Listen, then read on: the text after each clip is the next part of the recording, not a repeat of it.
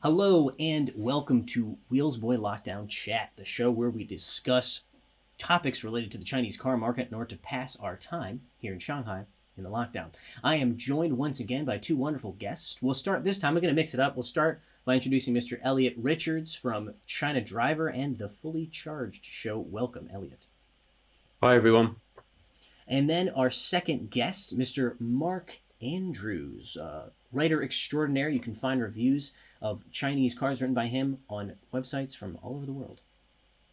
Hello, good to be back.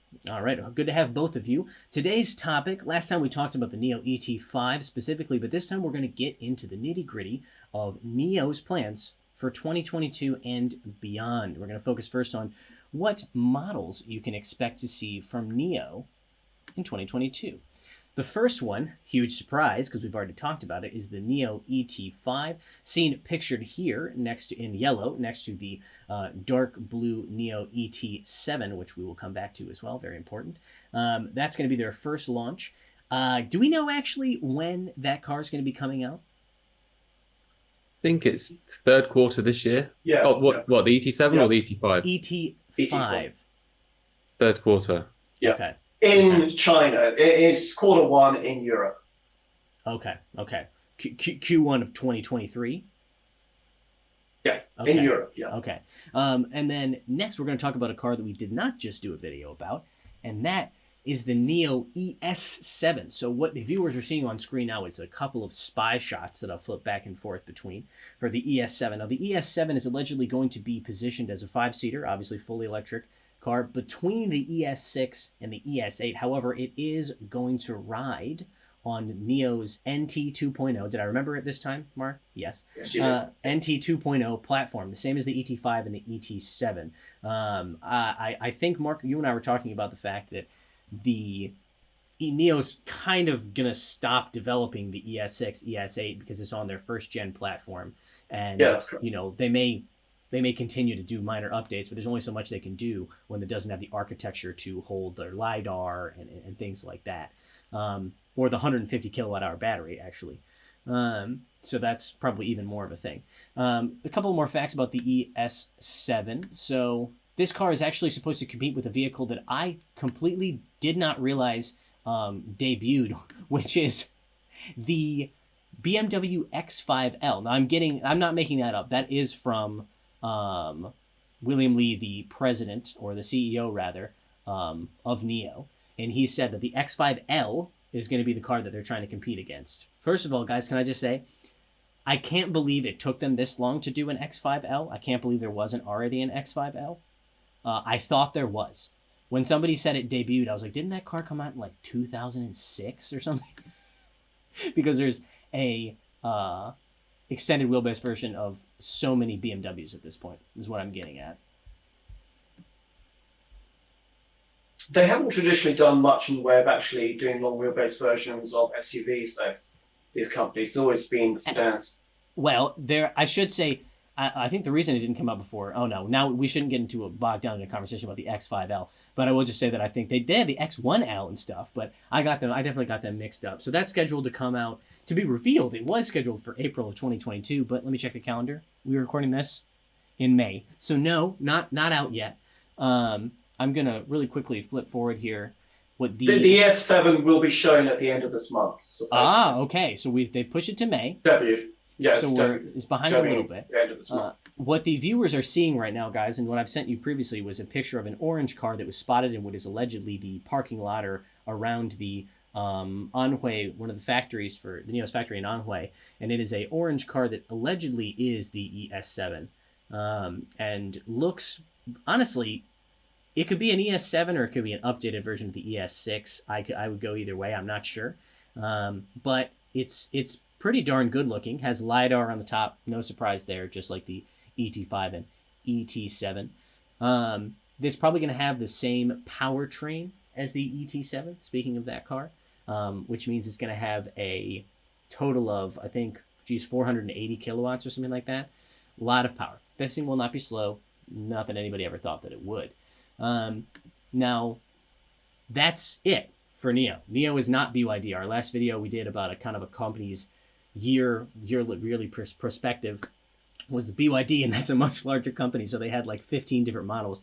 This time, not so much. NIO, we're going to see the ET5, ES7, and maybe some announcements of cars for 2023 that we don't know about yet. I've got some news about those. Oh, wow. Yeah. Ooh. So basically, there's another car that's been spotted, which is supposedly got the code name Aries. So the code name for the ES7 is Gemini. Yes. So why it should be Aries for the new car, which is actually before in the Zodiac Gemini, I have no idea. But the Aries is going to be an ES8 replacement. And it may be called the ES8, or they may give it a completely new name. And there's also speculation of two other cars. One is a possible EC7. So a sort of coupe SUV, similar to what's it called? Six. EC6. Yeah. And also a hatchback version, ET5. Gosh, this is getting very complicated. ET57TS The only one of those that is more definite is the ES8 replacement. These only were announced yesterday, and it's come from a Weibo blogger who goes by the name of Roro Barbie. He was the one who we got the other and spy apparently shots he's from. got a good record. He's got a good record getting things right with He's the NIO. other guy, yeah. Yeah. Wow, okay. So they've got quite a lot coming out. Yeah. And these are all, of course, on NT 2.0 platform. And this is all because they're ramping up production. They've got the new NIO Park, spelled NEO, not NIO, confusingly. Yes. Which is absolutely gargantuan factory. Like, it makes the Tesla Gigafactory look like a security guard's hut. It's huge. You look at the aerial shots. A few people posted it a few days ago. It's massive. So they're really going to ramp up production in the next, I don't know, probably 18 months or so. Well, they've actually just started doing the initial sort of pre-production run of the ET5. They did the first batch on April 29th from there. So they're ramping up the NIO Park already then. Interesting. Well, this is actually kind of smoothly transitioned into our next topic, which I think is probably the more interesting one when it comes to NIO for 2022, as much as we like to talk about the new cars, which is what NIO is going to be doing in terms of expansion. Now, if they're going to expand, they need more production. Well, that goes hand in hand. So NIO has announced that they are planning to introduce their products and, in their words, holistic services to Germany, the Netherlands, Sweden, and Denmark in 2022. Now, that was obviously announced prior to this whole pandemic, or this outbreak. We don't know how that will affect it, but that is interesting. And one thing I want to point out is that their strategy when they went into Norway, which was their first European market, was to lead with the ES8, their largest SUV. However, in Germany, which is the first of those four countries that's going to be, apparently they're going to debut their cars, is the first car is going to be the ET7. Then I know they're going to debut the ET5. I'm not sure if from the language that I was reading, I think the ET5 will come after the ET7, and they will not debut the ES6 or ES8 first. But that's ET5 in Europe is going to be Q1 next year. So the ET7 is right at the end or thereabouts of this year. So they're not going to do the first generation products in Europe other than Norway. Okay, there you go. Interesting fact actually regarding the ES8 in Norway. I think it was last month, maybe fairly recently, within the last 2 weeks. They sold the 500th ES8 in Norway. So that's in about 6 months. They've managed to sell 500 of them in Norway, which I think is pretty good, considering Norway's not exactly that big a country, not that huge a market, and it's an expensive car. I would have to look at that compared to other things in order to know how actually successful that was. Obviously, off the top of my head, I mean, that doesn't sound like a lot, but as you said, maybe in the context of Norway, that's a good number. I think it's quite a good number considering such a short time. I'll take your word for it. Someone in the comments will, the people in the comments love to correct Mark and I when it comes to the sales figures and stuff. So I'm sure somebody will do that. We appreciate it. So this is all part of NIO's strategy to expand to 25 countries and regions before 2025. I'm sure By the end of 2025, there's a bit of caveat there. Sorry, by the end Gives of them a little bit extra time. Yes, okay, yes, good point. So by the end of 2025, and one of the things quickly there's a lot of different aspects to NIO services that I want to talk about, but one of the ones is first. So NIO is known, as I mentioned in the ET5 video we did recently. NIO is known for they separate themselves not by having the fastest or necessarily even the longest range EVs. They do so with their service model. They separate themselves by having a service model that would make Lexus blush. The leaders in luxury car industry, I think, are probably learning a little bit from how NIO does it. And what I mean is, and you guys can add more examples, but I'm going to talk about when it comes to how you schedule maintenance for your car. I'm told it's an incredibly easy process with very easy access to loaner vehicles, for example. When it comes to charging, they're very responsive. So for example, and this is always very funny to talk about, they have a fleet in many cities of vans who either have a generator, like a diesel or petrol generator on board, and if you run out of batteries, you run out of charge, they will come to you and charge your car on the side of the road. Or I think more recently, and probably a bit more easy to sell, is they have a extra battery pack built into those vans, which they will come and then do battery-to-battery charging for you. So it's just a service that I don't know very many other car makers, if any, that will do that kind of thing for you. So can you guys think of any other examples of what it is, how NIO, battery swapping of course, but how NIO sets itself apart in terms of its service? No, houses. Oh, NIO houses. Yes. Yeah. Yes.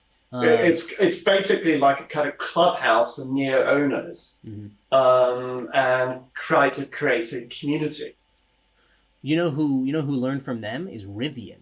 Rivian with the R1T and the coming to R1S. They're doing some similar stuff back in the States, with all sorts of activities that they're organizing and stuff for owners and giving them a place to hang out. It's all very upper class outdoorsy folk type stuff. But let me move our slideshow forward because I've got a little slide there from NIO's launch in Norway. The other thing, of course, is their battery swapping stations. So they have currently, and these numbers are growing, so somebody will watch this video in a month and tell me it's more than that now. But as of May 2nd, apparently, they have 886 battery swapping stations here in China. They've done some nearly 8 million swaps or something like that. And they are bringing that to Norway. To Europe. They launched their first battery swapping station in Norway in January of this year. And their intention is to have, if I'm not mistaken, it's 4 more, or a total of 4, in Norway by the end of this year. I undercounted. 20, not 4. 20 stations in Norway by the end of the year. And they're hoping to have 1,000 battery swap stations outside of China, particularly in Europe and the U.S., which will lead to our next topic. They've got a partnership with Shell to do this as well. The fine folks at Shell. So by the end of 2025, 1,000 stations outside of China. Right now, of the 886 battery swapping stations, to be clear, all but a very small handful are here in China. They're not abroad. So that's a big part of NIO's, one of their biggest selling points, of course, here in China, and in theory abroad as well. So that's going to be a huge thing for them to figure out, is the infrastructure for their battery swapping stations, figuring out how to do that economically in these countries. Because I got to be honest, I have to imagine it's more expensive to do it abroad than it is to do it in China. I mean, I assume, and more or less everything is. So that's going to be an interesting hurdle for them. Yeah, please, Elliot. Sorry, I think that one of the bigger hurdles is going to be getting people being used to swapping their batteries. Because I think in China, people have kind of not grown up, but they've got used to that being a solution. Whereas in Europe, it's a new solution to electric vehicles, which has just been introduced. So people might be a bit wary, like, oh, but this is my, I know I'm renting the battery, but this is my battery. I'm not used to getting it taken out and storing it. So it will be interesting to see if it's as successful as it is in China. I imagine it will be. But it's going to be an interesting rollout for NIO in Europe. Yeah. Mark? One thing that somebody commented when I did an article about this was actually the concentration of populations, particularly in Germany and a lot of European countries, is far less dense than in China. So you've got a lot greater distances between centers of population, etc., and perhaps distance to be able to get to a battery swapping station. Whereas in Shanghai, for example, it's quite condensed. So this may also be an issue with actual coverage around the country. Yeah, you got to put in more stations to cover fewer people, which is pretty interesting. Which is a huge cost hurdle. So I'm super curious to see when it comes to NIO as they expand into countries like Germany. Again, I'm super interested to see whether they are able to maintain their holistic service system, as they call it, and their high level of consumer service, because certainly in China it's proven to be a factor in when it comes to consumers choosing the brand. I think they recognize that, and they're going to try and maintain that as they go abroad. Something that was touched upon in our ET5 video, and I'd like to expand on now, is the fact that NIO is continuing to offer to partner with other automakers, and offering their battery swapping technology. Mark, I believe it was you that pointed out very, very wisely that if you're going to use NIO's battery swapping technology, you kind of have to use their platform too. And that's what I believe, yes. Yeah. But also now a number of other companies getting into the game, like CATL has actually started a battery swapping thing called EVgo or something like that. They've actually got two companies signed up already, iWays and FAW. So I don't really know how this is going to go, whether there's going to be lots of competition when it comes to this or not. I really don't know. Yeah. Again, as and then Elliot, you pointed out, it's hard to imagine that if they use the NIO platforms, I don't know how modular that is and how small you can make it. So it's going to be hard to use it if you want to swap a 75 kilowatt hour battery into something much, much smaller than a NIO. That led us to our dream of the battery swappable Wuling Mini EV. But again, that is a topic for another day. I will say that according to the Financial Times and according to Hui Zhang, who is apparently the European president for NIO, they are in talks with several other car makers about licensing the battery swap tech. Now, what does that mean? How long have the talks been going on? At what level are the talks? Have they had a phone call? Have they had a long date? Who knows? But it's not surprising to me that other companies would at least be flirting with the idea of trying to, piggyback or just jump over their competition by using some NIO tech. As we wrap up this video, I want to talk a little bit about what you guys think we can expect from NIO in terms of what market do you see? Throw a guess out there, and I wonder what my two guests from the UK will say. What market do you think NIO will go to next after it goes to Germany, Sweden, Denmark, and what's the other one? Netherlands. Thank you. The Netherlands, yes. I don't see it going to the UK until probably 2025. Quite honestly, I think they're going to leave the right-hand drive markets to probably pretty late in the timeline because of the switch over to manufacturing right-hand drives and just the complications with doing that. So I think they'll probably leave that and just concentrate on the left-hand drive ones for as long as they can. That would be my guess anyway. And I don't think they'll tackle the US until right at the end as well. Yeah. They'll stick to Europe. Yeah, I think you're right. I think Europe first and then US later. But I think you say UK would be towards the end. Maybe. I mean, there is a NIO office in the UK. I don't know what they do there, but they do have an office in the UK. So, potentially they are. I know they've got a few cars in the UK as well. So maybe they're scoping out the market. I've got no idea. But I think, after the Netherlands, you're looking at probably like France, Spain, kind of the... Italy's meant to be a large EV market these days. Those high kind of GDP markets. Yeah.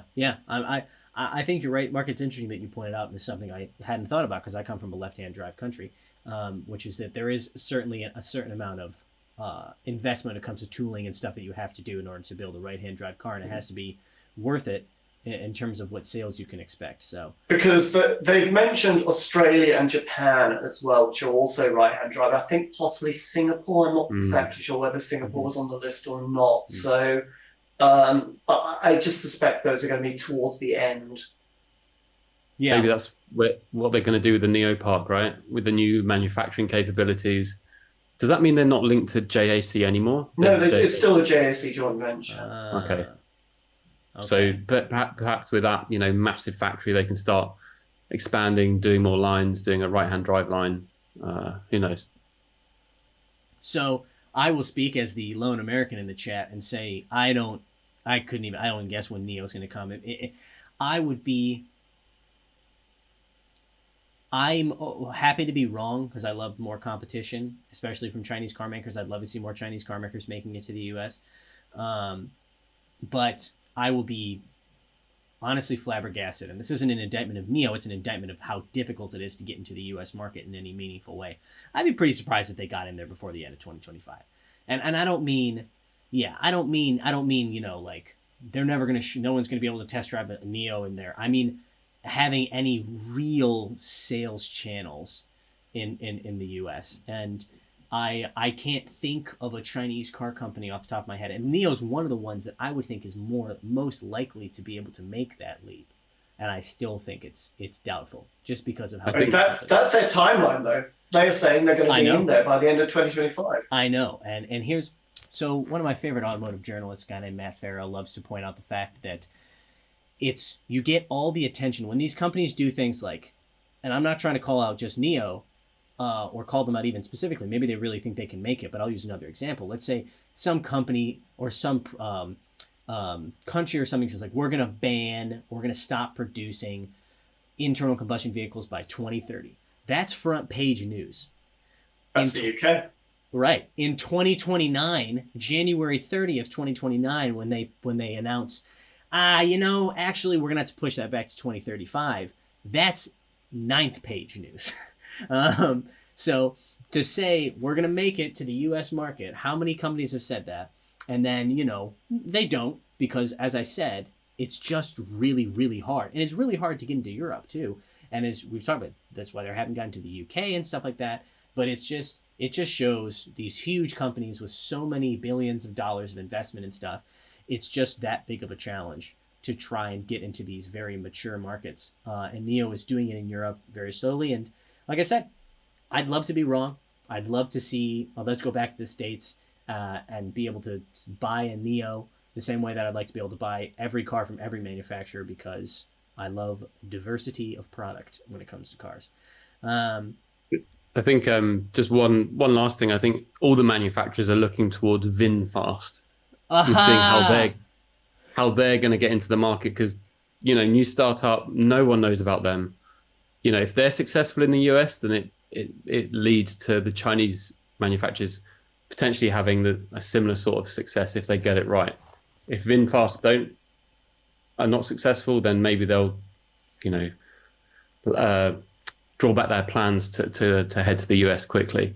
So keep your eyes on VinFast because that's going to be a very good example of success in the US. Mm-hmm. Although with VinFast, I would say that part of their reasoning for going to the US so soon is because they've got such a limited market in Vietnam itself. So it's not a huge car market. There's only, about 100 million people in Vietnam, and the car penetration is much lower than in China. Obviously, that means there's a lot of potential, but they equally need to find markets pretty quickly. So the viewers, just a little bit, a peek behind the kimono here. These guys can't see me when we're recording due to the software we're using. They can hear me, so the viewers could see that I was like on the edge of my seat, so excited to talk because and I don't want to get bogged down in our NIO video about VinFast, but I am from North Carolina, which is where VinFast has announced that they will be building this bajillion-dollar factory and employing 20,000 people or whatever the number is. And I can tell you now that the state of North Carolina has a not great history of giving out a lot of money to different companies to come and to build stuff there. And then those companies come and they either don't do anything or they do far less than was promised and then just leave. So stay tuned. This North Carolinian by golly, I could not be more skeptical of that entire enterprise. Again, I want to be wrong. I want VinFast to come in to create jobs for people, to create these interesting looking electric vehicles. Personally, if I plan on going to Vietnam the second I can travel in and out of China freely, sometime in 2054, and I would love to go to Vietnam. And one of the first things I'm going to do is arrange a test drive from VinFast. I'm going to go to a dealer or something and try and get behind the wheel of one of those. But yes, I won't take that tangent too far. I could talk about that for a long time. Well, Ethan, I would say there goes your chance of a job with VinFast when you go back to the US. Yeah, cut to a couple of years from now when I'm on Mark's, I'm a guest on Mark's show, and I'm here, head of public relations for the United States for VinFast, Ethan Robertson. Sure. Hey, listen, I'm if anybody from VinFast happens to watch this, I would love a chance to drive one of your cars. Let's see if we can figure something out. I would think China would be an interesting market for them, though EV competition is pretty tight here. Anyways, thank you guys very much for joining us to talk about NIO. I think we kind of just only scratched the surface when it comes to everything there is to talk about this company. It's very exciting to see them expanding into Europe and beyond, and seeing a lot of people from other countries be able to experience these cars that we've been experiencing for quite some time, and kind of going around saying, these are good, you should pay attention to these. And it's interesting to see foreign media based outside of China, experiencing them, driving them, and saying, oh, they are pretty good. These guys aren't crazy. But Mark, thank you very much for joining us. Thank you. Elliot, thank you for joining us. Thank you again. Thank you, audience, for joining us. Again, the guys can't see me, so they don't see that I have a fanny pack strapped across my chest. I just wanted to do this. This one's for the fanny fanatics out there. You're talking to two British guys. What? And you just said fanny fanatics. Hold on. Wait a minute.